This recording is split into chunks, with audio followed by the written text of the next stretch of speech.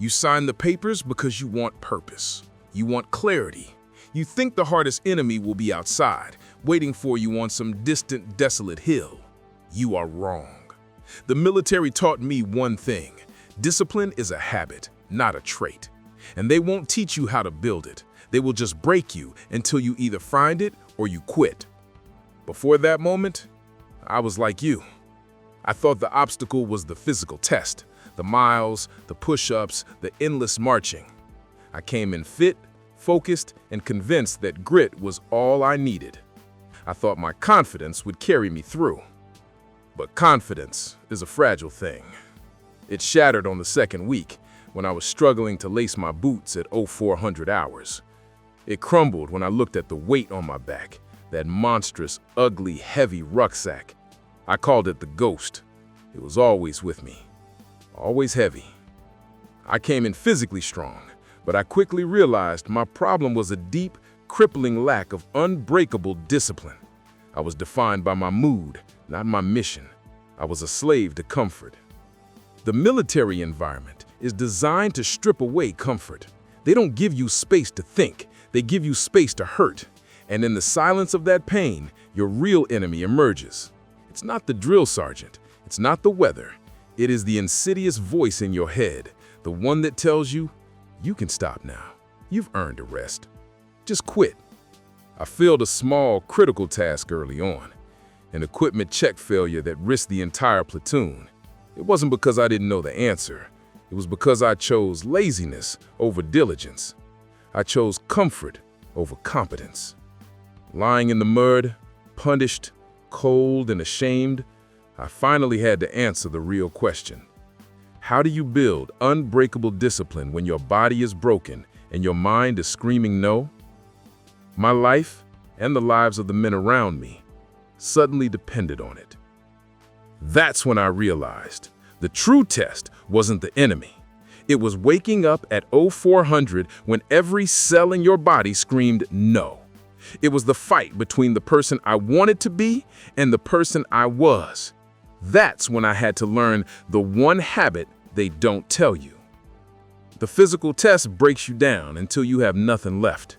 The instructors are not looking for heroes. They are looking for obedience under duress.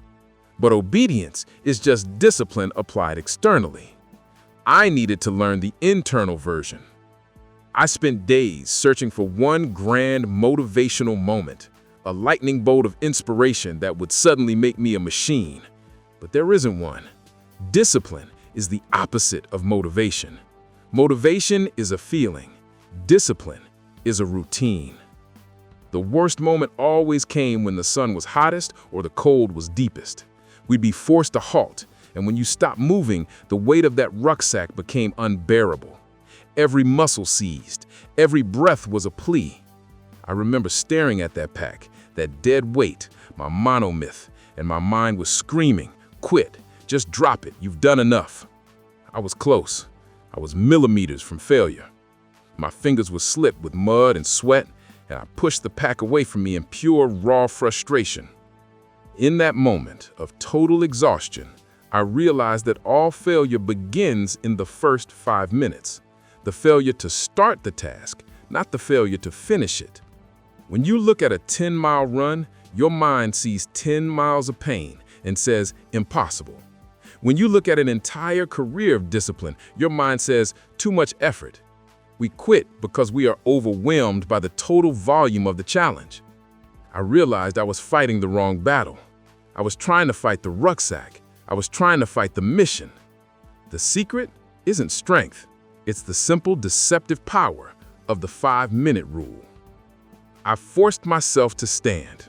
I didn't commit to walking for an hour. I didn't commit to the entire mission. I just committed to putting the pack on my back and moving for the next 5 minutes. That was it.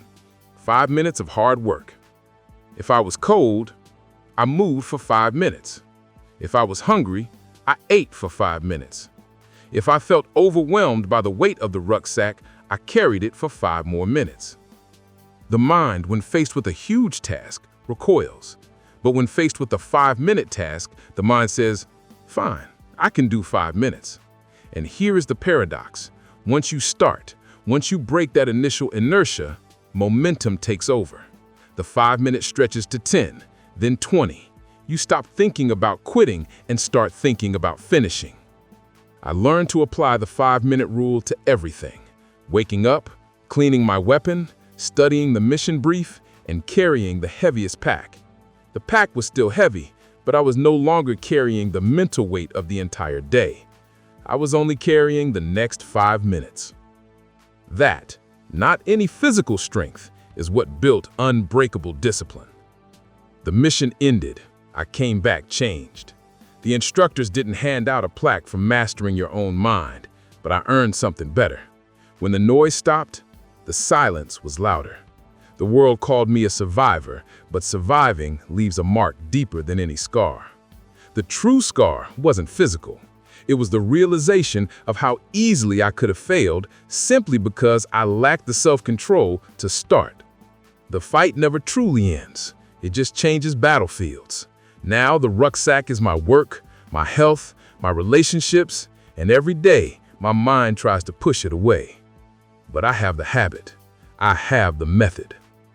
The lesson that the military won't teach you in any textbook is this: discipline is the repeated act of overriding the first 5 minutes of resistance.